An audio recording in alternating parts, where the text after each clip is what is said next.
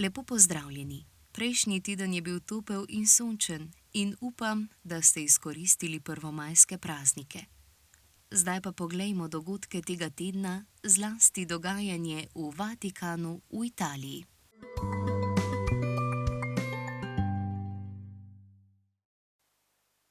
Včeraj se je malo po 18. uri iz dimnika nad Sikstinsko kapelo prikazal bel dim, ki je naznanil, da so kardinali izvolili novega papeža.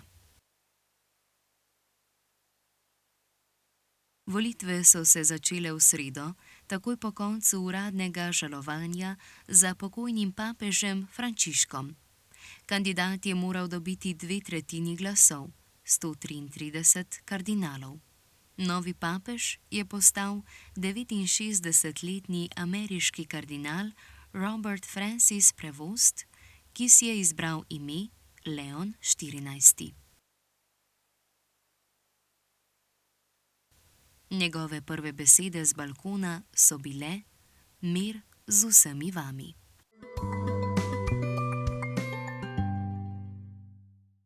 V sredo so v državnem zboru podprli spremembe zakona o organizaciji in financiranju vzgoje in izobraževanja v povezavi z narodnostnima skupnostima v Sloveniji.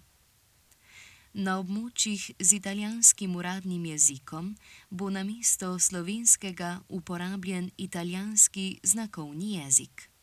Podprli so tudi spremembe zakona o maturi, ki se nanašajo na narodni skupnosti. V sredo je državni zbor s 55 glasovi za in 10 proti sprejel spremembe zakonov, po katerih bodo starši, katerih otrok ne hodi v šolo brez opravičila, otroški dodatek in socialno pomoč namesto v denarni obliki začasno prejemali v materialni obliki, denimo šolske potrebščine, hrano, oblačila.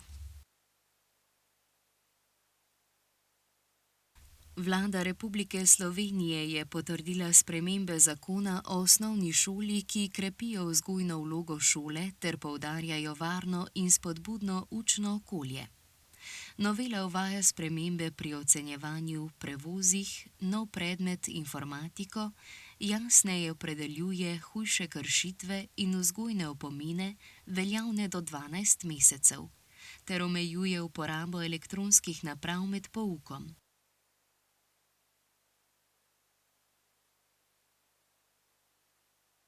Ureja tudi začasni odvzem naprav in postopek opravičevanja odsotnosti, zmanjšuje administrativna bremena razrednikov ter povečuje odgovornost staršev. Šola bo ob daljših neupravičenih odsotnostih lahko obvestila Center za socialno delo in predlagala uvedbo prekrškovnega postopka. Nacionalni inštitut za javno zdravje sporoča, da pacienti na portalu Zvem lahko preverijo, ali so zavarovani, koliko je stala njihova zdravstvena oskrba, koliko nadomestil so prejeli ter zgodovino svojega zdravstvenega zavarovanja.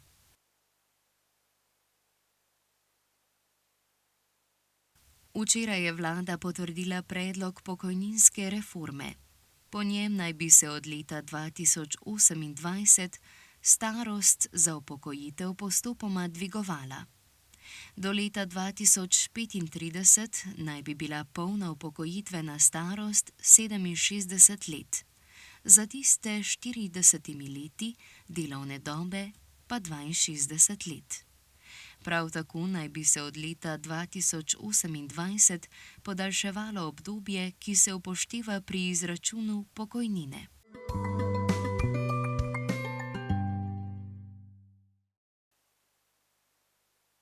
V ponedeljek se je v Angliji z vojaško parado in preletom letal začelo 4-dnevno slavje ob 80. obletnici konca II. Svetovne vojne v Evropi. Pred začetkom sprevoda so predvajali znameniti govor takratnega britanskega premierja Winstona Churchilla. Konec II. Svetovne vojne večina Evrope obeležuje 8. maja, v Sloveniji pa 9. maja. V sredo je indijski obrambni minister Rajnath Singh povedal, da so bili zračni napadi na Pakistan skrbno načrtovana operacija, s katero je New Delhi uveljavil svojo pravico do odziva. Pakistan pa trdi, da je sestrelil več indijskih letal. Število žrtev v spopadih med državama narašča. V svet obe strani poziva, naj izkažeta zadržanost. Donald Trump trdi, da ameriška filmska industrija umira. Napovedal je, da bo vsak film, ki je posnet v tujini, obdavčen 100% carino, preden ga bodo predvajali v ZDA. Ni pa povedal, kako naj bi te carine izvajali. Filmi naj se spet snemajo v ZDA, je zapisal. Dodal je, da druge države ponujajo različne spodbude, s katerimi ameriške filmske ustvarjalce vabijo izven ZDA, kar po njegovem mnenju škoduje Hollywoodu. Ameriško ministrstvo za domovinsko varnost je sporočilo, da bo priseljencem, ki nimajo dovoljenja za bivanje v ZDA, plačalo $1000, če prostovoljno zapustijo državo. Trump je celo namignil, da bodo ti ljudje v prihodnosti morda lahko dobili ameriško državljanstvo. Padec nadstreška v Novem Sadu je postal simbol korupcije, nepotizma in slabega nadzora v državi, je v torek v Evropskem parlamentu povedal poročevalec za Srbijo Tonino Picula, S&D. Opozoril je tudi, da Srbija še ni izvedla potrebnih reform in da njena zunanja politika še vedno ni usklajena z Evropsko unijo.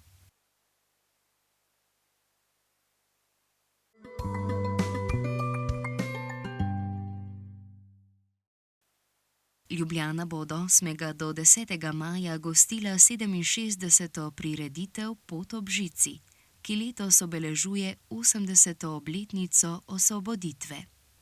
Glavni dogodek bo jutri, 10. maja, s pohodom in tekom trojk. Trasa poteka po skoraj 35 km dolgi poti nekdanje bodeče žice. Letos je prijavljenih več trojk kot lani, saj so traso z 29 km skrajšali na 20 km. Sodelovalo bo tudi več kot 25.000 otrok in mladih. Startne številke in majice bodo na voljo na Kongresnem trgu. Jutri ob 11:30 bo tam razglasitev rezultatov, že prej pa bodo nastopili partizanski pevski zbor in šolski zbori.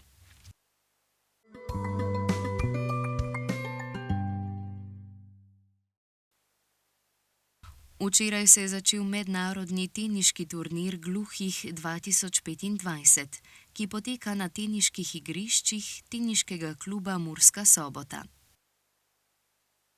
Turnir je eden najpomembnejših športnih dogodkov za gluhe tenisače v regiji. Letos pa je na njem nastopila svetovna elita gluhih športnikov. Zadnjo tekmo prvega dolgega tekmovalnega dne sta zaključila Marino Kegel in Marko Kareta, ki sta v prvem krogu dvojic 6:1 in 6:0 premagala Poljaka Lukasa Janička in Hrvata Sandra Hatibovića. S tem sta napredovala v četrtfinale moških dvojic, kjer se bosta jutri pomerila z dvojico Pierre de Garam in Antoine Raspail iz Francije. Danes se tekmovanje nadaljuje ob 10. uri s tekmami drugega kroga moških, v katerem se je Marino pomenil s Slovakom Marekom Vakom. Finalne tekme pa bodo potekale v nedeljo. Več o tem na Facebookovi strani ter na spletnih straneh Športne zveze gluhih Slovenije in spletne televizije.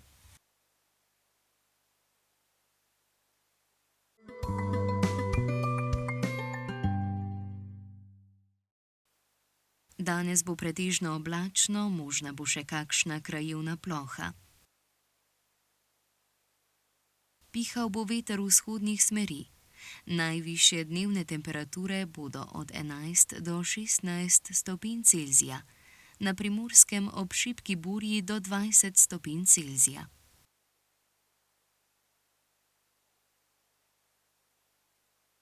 Jutri bo sprva zmerno do pretežno oblačno, čez dan pa se bo delno razjasnilo. Najnižje jutranje temperature bodo od 4 do 8 stopinj Celzija, na Primorskem okoli 10 stopinj, najvišje dnevne temperature bodo od 16 do 19 stopinj Celzija, na Goriškem do 22 stopinj Celzija. V nedeljo bo večinoma sončno. V hribovitem svetu popoldne lahko nastane kakšna ploha. Jutro bo sveže, čez dan bo razmeroma toplo.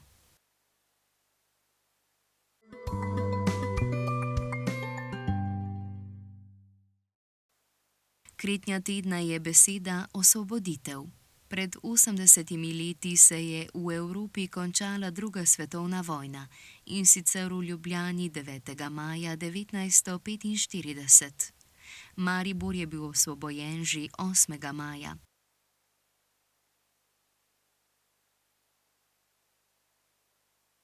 Osvoboditelje so na ljubljanskih mestnih ulicah s cvetjem, zastavami in ploskanjem pričakale vesele množice ljudi. S tem se je zaključilo eno najtemnejših obdobij v zgodovini Evrope in slovenskega naroda.